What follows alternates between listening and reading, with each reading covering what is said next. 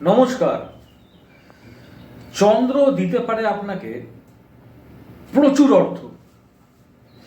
আজকের টপিক চন্দ্র নিয়ে।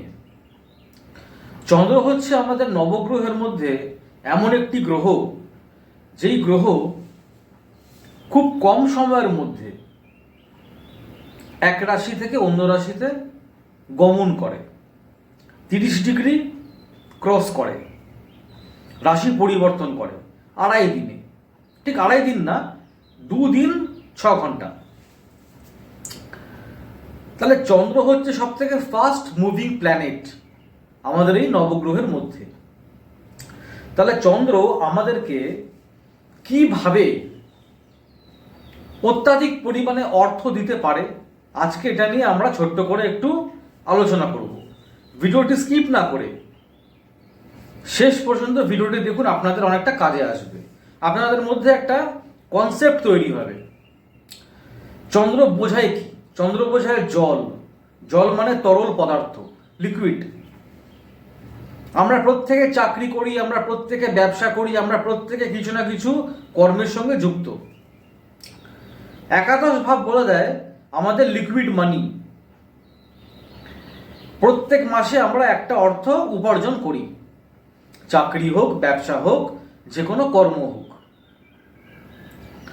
তাহলে একাদশ ভাবের যদি কোনো কারণে কোনো মানুষের হরোস্কোপ চার্টে চন্দ্রের অবস্থান হয়, সেটা যদি বৃষ রাশি হয়, তাহলে কিন্তু সেই জাতক এবং জাতিকার অফুরন্ত টাকা পয়সা হবে। কেন? তার কারণ বৃষ রাশিতে চন্দ্র মূল ত্রিকোণ হয়।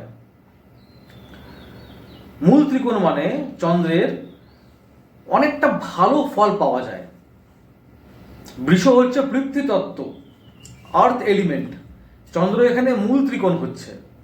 যদি কোনো মানুষের একাদশ ভাব, যদি কোনো মানুষের দশম ভাব, যদি কোনো মানুষের পঞ্চম ভাব, যদি কোনো মানুষের সপ্তম ভাব বৃষ রাশি হয়ে গিয়ে থাকে, এবং সেই বৃষতে যদি চন্দ্রের অবস্থান হয়ে গিয়ে থাকে, চন্দ্রের ডিগ্রি যদি এখানে 11 ডিগ্রি ক্রস হয়ে গিয়ে থাকে, 18 ডিগ্রির মধ্যে থাকে, তার মানে বুঝতে হবে সেই জাতক এবং জাতিকা যথেষ্ট ভালো রকমভাবে অর্থ উপার্জন করে এবং আগামী দিনেও করবে।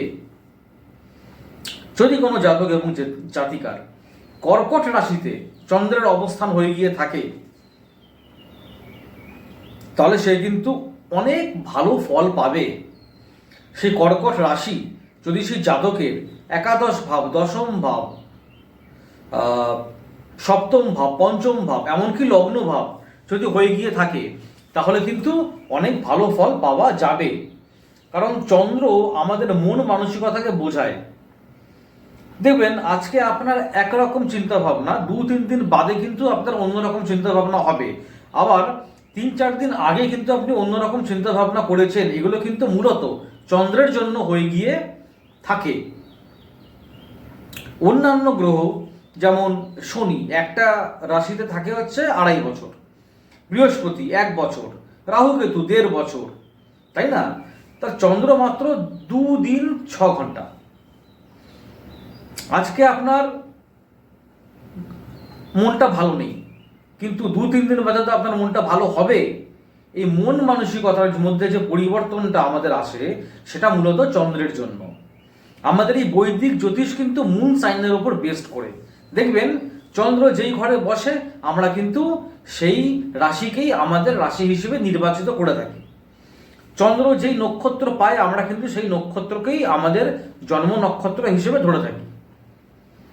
তো চন্দ্র ইজ ভেরি ভেরি ইম্পর্টেন্ট আমাদের এই বৈদিক জ্যোতিষে, মানে বৈদিক জ্যোতিষে।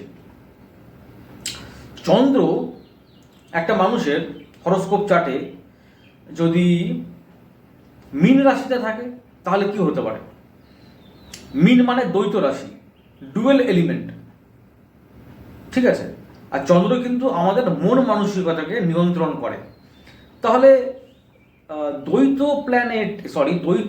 ভাবে যখন মন মানসিকতার এই চরম প্ল্যানেট, এই যে চন্দ্র যদি অবস্থান করে, তাহলে কি হতে পারে? তাহলে কিন্তু সে সিদ্ধান্ত ঠিক মতন নিতে পারবে না।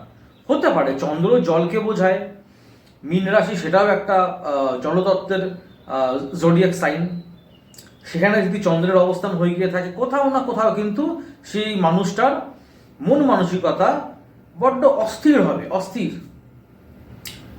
তার দেহটাও অস্থির থাকবে, তার মনটাও অস্থির থাকবে, তার মধ্যে প্রচন্ড পরিমাণে কিউরিওসিটি থাকবে, কি হবে কি হবে না, কি হচ্ছে কি হচ্ছে না, এই যে কিউরিওসিটি, এটা কিন্তু থাকবে।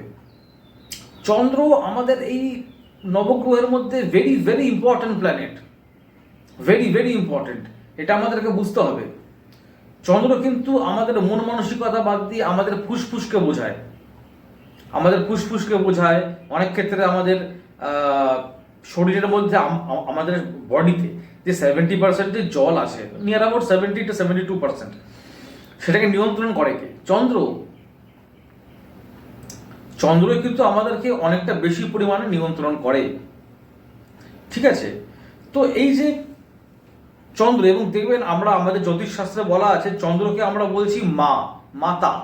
রবি যেরকম পিতা, চন্দ্র কিন্তু মাতা। দেখবেন যাদের চন্দ্র খুব ভালো অবস্থান ভাবে বসে আছে হরোস্কোপ চার্টে, তাদের দেখবেন তাদের মন মানসিকতা বা বড্ড উদার, তারা মায়ের মতন মানুষকে স্নেহ করেন, মানুষকে ভালোবাসেন, মানুষকে আগলে রাখতে চান, তারা একটু মায়ার জগতে বসবাস করেন, তারা একটু প্র্যাকটিক্যাল কম হয়, ঠিক আছে? তো চন্দ্রকে যদি একটা মানুষ সুন্দরভাবে মেনটেন করতে পারে, যেরকম আলসেমো যাতে না আসে, চন্দ্র কিন্তু মানুষকে আলসেমো করায় অনেক ক্ষেত্রে। মানে তাছাড়া চন্দ্রের সঙ্গে শনির যদি কোনো রকমভাবে কোনো কানেকশন বা কোনো রকম কম্বিনেশন বা যদি কোনো রকম দৃষ্টি বিনিময় হয়ে গিয়ে থাকে, তাহলে কিন্তু চন্দ্র পীড়িত হয়ে যায়। চন্দ্র পীড়িত হয়ে গেলে সেটা একটা অন্যরকম ব্যাপার, একটা নেগেটিভ ফল দেয়, সেটা আমি পরে বলবো। কিন্তু চন্দ্র মানে দেখুন, প্রত্যেকটা প্ল্যানেটের কিছু ভালো গুণ আছে, কিছু খারাপ গুণ আছে, এটা তো আমাদের সবাইকেই মানতে হবে, ঠিক আছে? তো চন্দ্রকে যদি ঠিক মতন আপনারা মেনটেন করতে চান, আমি একটা ছোট্ট সিম্পল উপাচার আপনাদেরকে বলছি, সেটা হচ্ছে শিবের পুজো করুন। প্রত্যেক দিন শিবলিঙ্গে জল ঢালুন। একান্ত যদি আপনারা প্রচণ্ড পরিমাণে ব্যস্ত থাকেন, সময় করে উঠতে পারছেন না, তাহলে সোমবার দিন অতি অবশ্যই শিবলিঙ্গে জল ঢালুন, একটু চন্দন পড়ান শিবকে, 5টা বেলপাতা দিন, একটু আকন্দ ফুলের মালা দিন, অপরাজিতা ফুলের মালা দিন, নীলকণ্ঠ ফুলের ফুল দিন, দিয়ে শিবকে ভালো করে পুজো করুন প্রত্যেক সোমবার।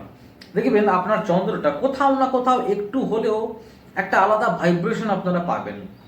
একটু লাইট কালারের জামা কাপড় পরতে পারেন সোমবার, অনেক ভালো হবে। চন্দ্রকে মেনটেন যদি আরো করতে চান, তাহলে আমি বলবো নিজের মা, মানে নিজেদের মা, নিজের কাকিমা, জেঠিমা, এদেরকে, দিদি, বোন, বান্ধবী, এদেরকে সম্মান করুন। মেয়ে মানুষদেরকে সম্মান করতে হবে, ফিমেলদেরকে সম্মান করতে হবে, তাহলে কিন্তু চন্দ্র অনেকটা স্ট্রং অবশ্যই হবে। মূলত মাকে তো সবার আগে সম্মান করতে হবে, ঠিক আছে? এই হচ্ছে গিয়ে ব্যাপার। আর ভিডিও আমি এখানেই শেষ করছি।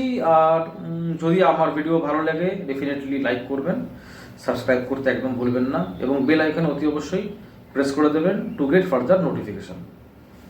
নমস্কার।